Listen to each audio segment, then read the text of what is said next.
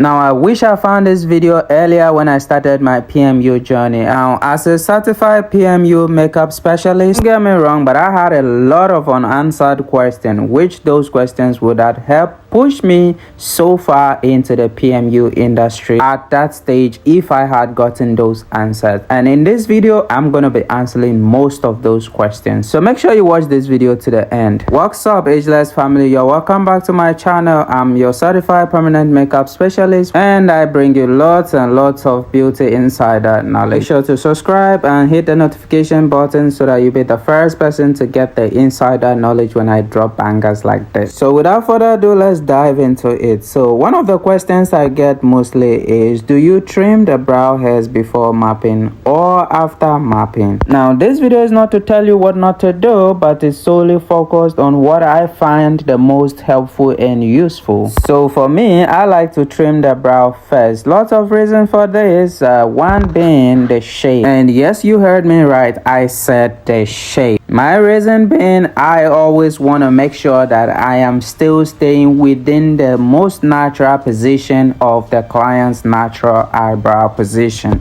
Now, let's reflect on this from this perspective. Typically, a client can walk in to get their eyebrow trimmed, just trimmed without too much alteration. And if done well, that brows is going to come out looking very gorgeous and very beautiful, even without too much alteration to the natural brows. So for me, I like to trim the eyebrow first, which helps me to be able to stay within the area of the client's natural brow bone, which is exactly where their natural hair is already positioned, and that which helps me to achieve a very premium, beautiful, natural look without going overboard. As you can see, that is exactly what you see me doing in this video. After trimming my client's hair, which happens to be my sister, some of you that already know her, Mimi, you have been saying that Mimi do your brows, Mimi do your brows. Mimi is doing her brows today. Anyways, back to the video. So after doing my trimming, removing the excess hair, I go in with my pen to make sure that I get all those lines out nice and smooth. And you can see my pinky finger is resting on the underside of her eyes. By the way, I was teasing her that if it was back in our hometown, her dad is not going to let anybody have peace after she gets her eyebrows done. He's going to be all over the place there, because to him, he's going to be exaggerating that she has definitely started saying all these handsome young men out there. Anyways, back to the video. So another question is, why is mapping so important before starting the brow procedure? And this question is really important. Now, let's reflect on this from this perspective. Now, you already know that people's natural eyebrow is mostly not symmetrical. Sometimes it can be from the hair, and sometimes it can be even from the facial structure itself, and sometimes it can be from accidents that occur in early ages of life. So for many and all the reasons, the brows is mostly not symmetrical. So for me, I think that is where we mainly come in, as our goal is to bring them into a symmetrical position as much as possible, which sometimes means lifting them, dropping them,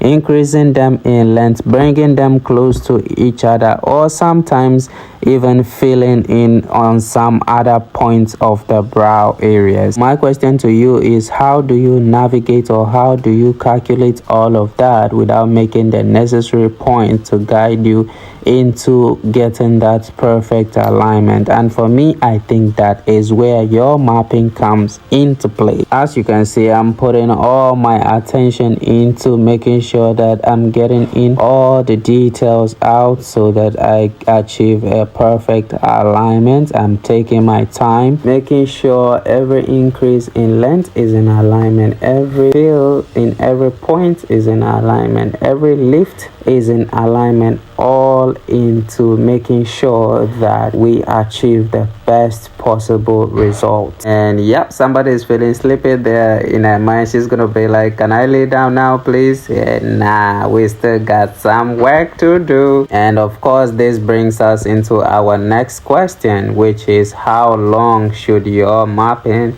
last? How long should you take for you to get your mapping done? And this is where I can't give you any specifics, because the mapping actually depends sometimes, depending on your client's face structure, depending on what is going on with your client's eyebrows, and in general what is going on with your client's face structure, because these things matters a lot when it comes to the mapping.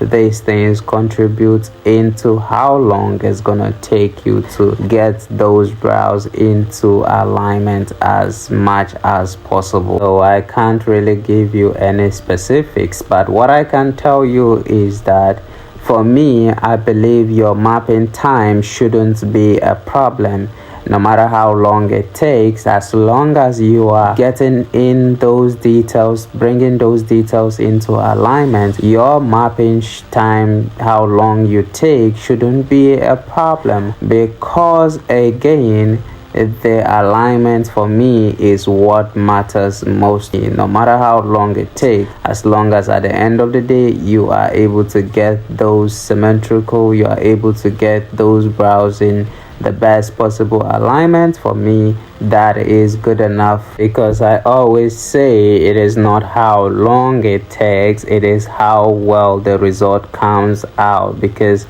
for me, if it takes long, but if your result comes out perfectly, that is good enough for me. I am more concerned with the result, the outcome of what you are able to achieve. That is what I'm more focused on. But I will make another video emphasizing on the mapping time, duration, and a little bit of context on that topic. So I'm gonna let you hold on to that one and enjoy the show, and then I'm gonna come back on our next question. To be honest, I have a lot of questions to answer, I have a lot to cover, but I'm gonna try my best to cover as much as I can in this video. Questions that include things like, how do you know where the highest point of the brow should be, and how do you know where the brow should end? What if the client's natural brows are uneven? Do you follow the natural brow or correct it? How do you choose the right brow shape, and so on and so forth? So I'm gonna do my best to answer the most I can in this video, and some of it will have to wait till the next video. So I'm gonna let you hold on to that, and I'm gonna come back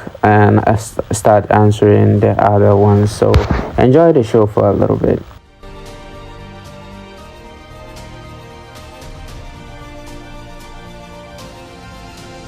Hi family, I'm back. Hope you enjoyed that little space. Now the next question is, why do I use blades so often during my mapping process? Now let's reflect on this from this perspective. The swap stick, which obviously you know is what we use for getting rid of the excess lines during our mapping, does a pretty good job into getting rid of all those excess lines. But of course it has its own limitations, of which I find the blades to be very useful at those points, because it helps me to smooth, especially the arch area. It helps me to smooth it down so that I don't get that pointed arch.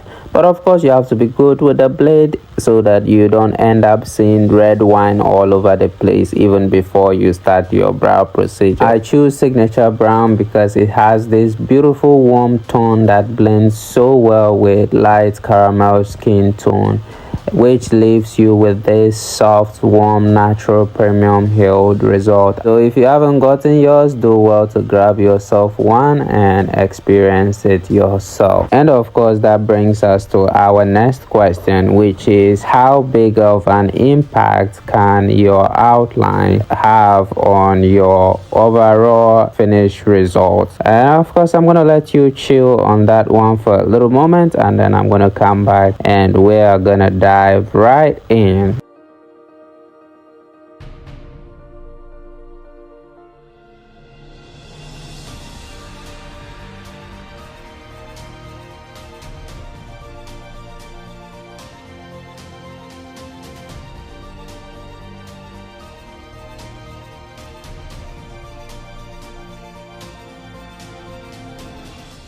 Family, I'm back, so let's dive right into the question without wasting any further time. So how big of an impact does your outline have on your overall finished result or finished look? So for me, I like to see the outline as the spine of your procedure, as the spine of your brow. For me, your outline is literally the backbone of your brow, because without your outline, your work is not going to come out great. Your brow, our overall result is not going to come out giving you that premium feel. And our next question is, how deep should your outline actually go? Now, to put it into clear context for you to understand, the deeper your outline is, the more difficult and more challenging it is for you to be able to actually blend the line with your inner shading pixels. And of course, the lighter your outline is, the more easier it is for you to be able to blend it with the inner shading pixels of your brow, which can result into a very beautiful brows, because your outline is not stronger than your shading inside, which does not create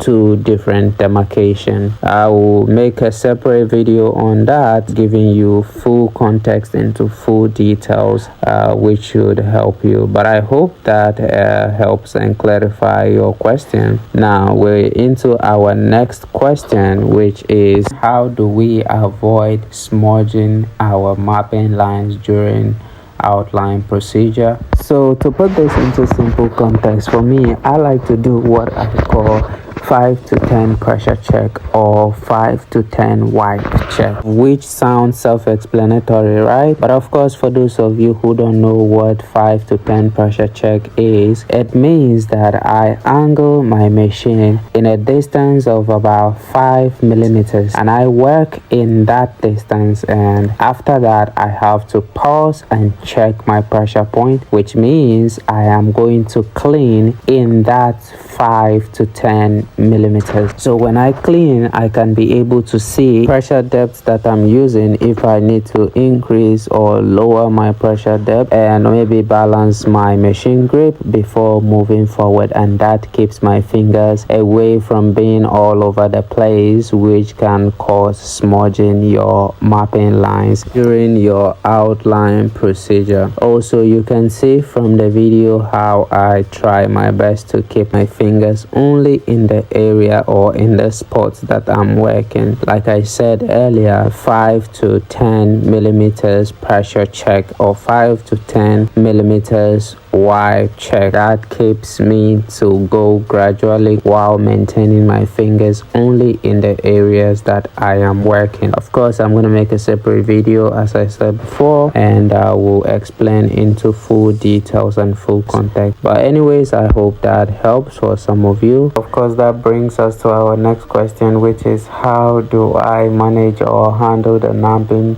during the procedure? Well, so this, for me, I like to do what I call comfort now, details later. So that is very self-explanatory, but those of you who don't know, well, what that means is that you have to create a comfort environment for your client first, and then they can be able to be stable enough for you to walk in all the details that you want to. So you put the numbing right after you are done with your outline, and the first pass, you put your numbing and you cover it up. Why it creates comfort for a client on that area, you move to the other side and you do the same thing. By the time you're done with that and you come the other side, it is already comfortable enough for you to be able to fill in all the details that you want to fill in. And I hope that helps, and that brings us to our next question, which is, how many passes do you go over, or do you have to go over before you call it a job done?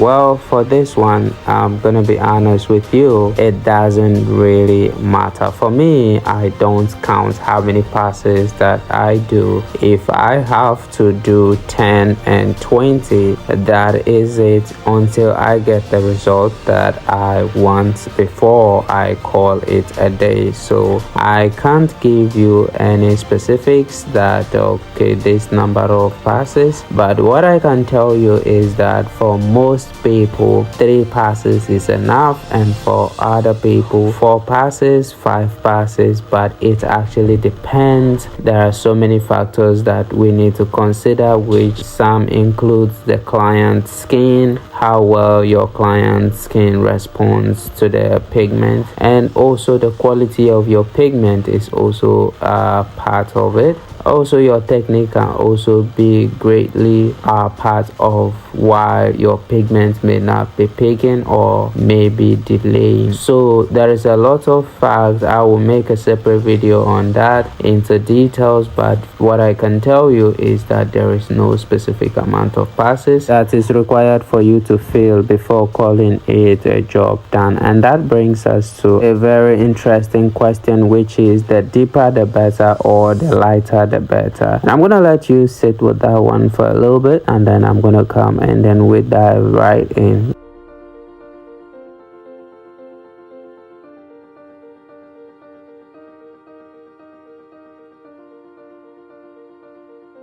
Alright fam, before we get right into the question, the deeper the better or the lighter the better, if you have watched this far, please do well to hit the subscribe button and also click the notification bell. When I drop beauty insiders like this, you'll be the first person to gain early access. Anyways, back to the question. So we have several factors that we need to consider when we are talking about the deeper or the lighter. Of course, I'm going to make a separate video on that, which will be detail covered. But if you do it deep for people who have sensitive skin, when the color shades of 30% is supposed to fade, but it won't be enough to keep the brows light and natural. So actually the lighter the better. So I will do an extensive video to cover that, and that is the final result, guys. And as always, stay pretty, stay ageless, and stay glowing. And remember, permanent makeup is all about helping you see yourself again.